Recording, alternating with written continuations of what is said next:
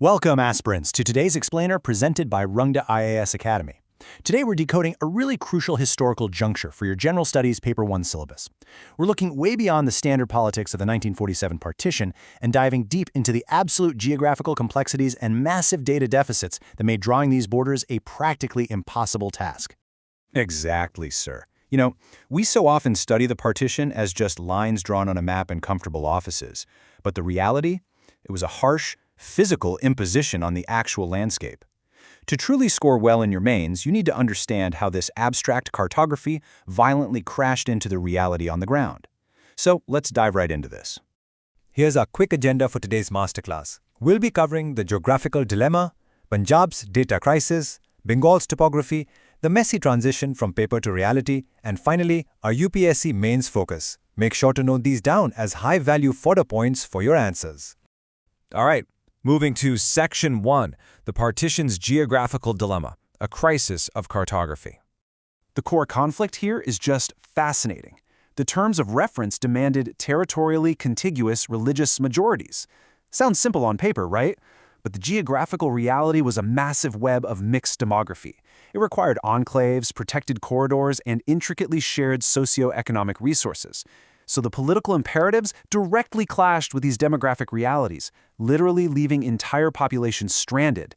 And to really substantiate this in your essays, you've got to quote the experts. Scholar Hannah Fitzpatrick notes this perfectly when looking at the journals of geographer Oscar Spate, who was actually hired by the Ahmadiyya community and the Muslim League. He realized that the Boundary Commission sought to apply a geographical and territorial solution for a conflict that was at its very core political. Okay, Section 2, Punjab's mapping and data crisis, the other factors. So, because access to the official Survey of India maps had been highly restricted since World War II, the delegations were forced to just create their own contested maps.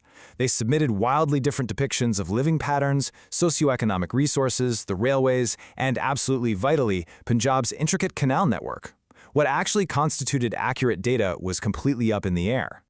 Right, and adding to this absolute chaos, as scholar Lucy Chester points out, was the Commission's incredibly vague mandate to consider, quote, other factors while delimiting the boundary. Nobody knew exactly what weight to give these factors. This ambiguity made it virtually impossible for Sir Cyril Radcliffe to satisfy anyone, which ultimately led to a final boundary award that both Congress and the Muslim League bitterly lamented. Which brings us to Section 3. Bengal's shifting topographical borders, a patchwork border. The absolutely crucial point here, as defined by scholar Willem van Schendel, is the total lack of solid reference points. The Bengal Boundary Commission had to deal with completely unmappable features. We're talking about shifting rivers and the deltaic tidal islands of the Sundarbans. In so many areas, updated maps were either totally inaccurate or just completely absent. They were literally trying to draw rigid borders over constantly moving terrain. Section 4. Paper lines to physical reality, the aftermath. This just meant total confusion on the ground. Translating that paper boundary into a physical reality wasn't handled by expert cartographers. It became a massive, messy problem left for ill-equipped local bureaucracies and governments to somehow settle over the following decades. This immense territorial engineering had long-lasting, disruptive impacts on the region's inhabitants, impacts we are still studying today. Ma'am. Finally, Section 5. UPSC mains and interview focus, applying the data.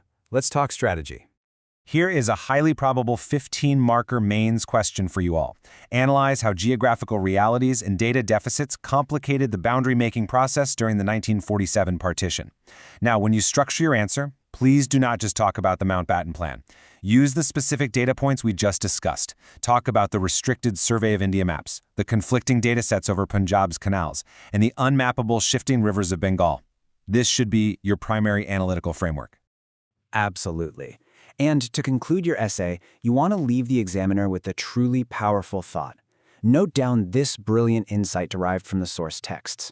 What was at stake wasn't the application of cartography to society, but deciding which vision of space would become real.